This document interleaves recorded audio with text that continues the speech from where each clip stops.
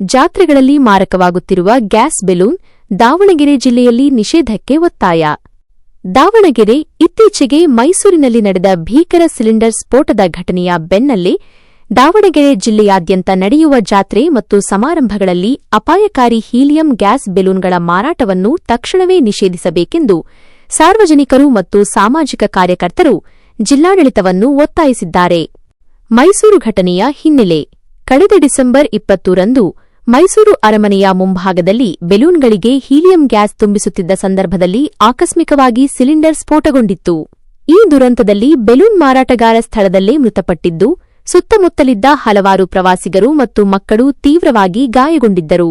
ಈ ಘಟನೆಯು ಸಾರ್ವಜನಿಕರಲ್ಲಿ ತೀವ್ರ ಆತಂಕವನ್ನು ಮೂಡಿಸಿದೆ. ದಾವಣಗೆರೆಯಲ್ಲೂ ಹೆಚ್ಚಿದ ಅಪಾಯ.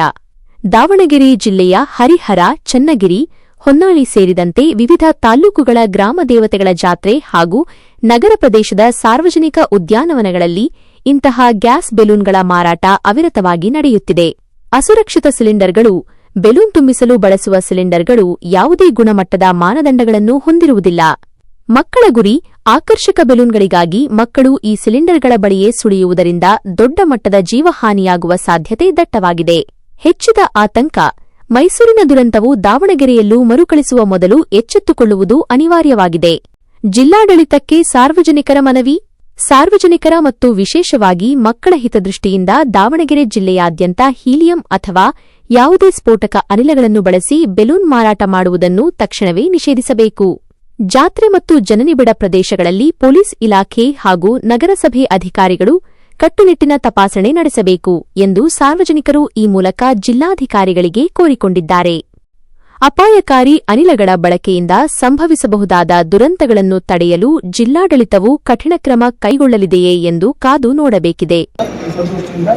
ದಾವಣಗೆರೆ ಜಿಲ್ಲಾದ್ಯಂತ ಸಿಲಿಂಡರ್ ತುಂಬುವ ಬಲೂನ್ ಮಾರಾಟ ನಿಷೇಧಗೊಳಿಸುತ್ತಿದೆ. ಸರ್, ಈಗ ಸುತ್ತಮುತ್ತ ಜಾತ್ರೆಗಳೆಲ್ಲ ನಾಳೆ ಕೈದಾಳು ಈ ಥರ ಅಲ್ಲಿ ಎಲ್ಲ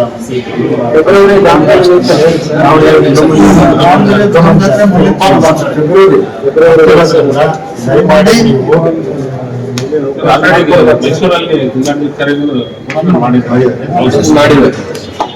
ದಾವಣಗೆರೆಯನ್ನು ಮಾಡಬೇಕಂತ ಶೀಘ್ರದಲ್ಲಿ ಲಕ್ಷಾಂತರ ಜನ ಸೇರ್ತಾರೆ. ಸುತ್ತಮುತ್ತ ಎಲ್ಲ ಜಾತ್ರೆ ನಡೀತದೆ. ಫೆಬ್ರವರಿ 23, 24, 25 3 ದಿವಸ ಜಾತ್ರೆ ಸರ್. ಒನ್ ಮಂತ್ ಇರ್ತದೆ, ಅದು ರೆಗ್ಯುಲರ್ ಈವ್ನಿಂಗ್ ಟೈಮ್ ಇರುತ್ತೆ. ನೀವು ಆದಷ್ಟು ಅದನ್ನು ಮಾಡಿದ್ರೆ ಕೈಯಾಗ ಅದು ಮಾಡಿ. ಈಗ ಜಾತ್ರೆ ಆಗುವಂತದ್ದು ಈಗ ಇಲ್ಲಿ ದುರ್ಗಮ್ಮನ ಜಾತ್ರೆ ಹೇಳಿದೆ, ಮತ್ತೆ ಬೇರೆ ಬೇರೆ ಸರ್ ಕೈದಾಳ ಒಂದು ನೀವು ಕರೆಕ್ಟ್ ಪಾಯಿಂಟ್ ಕೇಳ್ಬೋದು.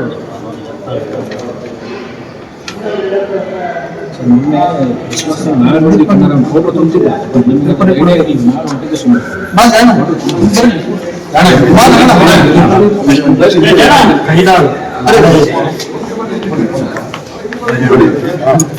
ಆಮೇಲೆ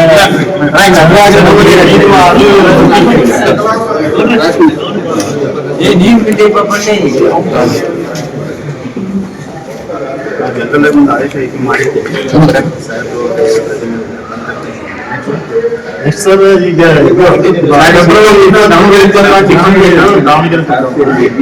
ಆಮೇಲೆ ಮಾರ್ಚ್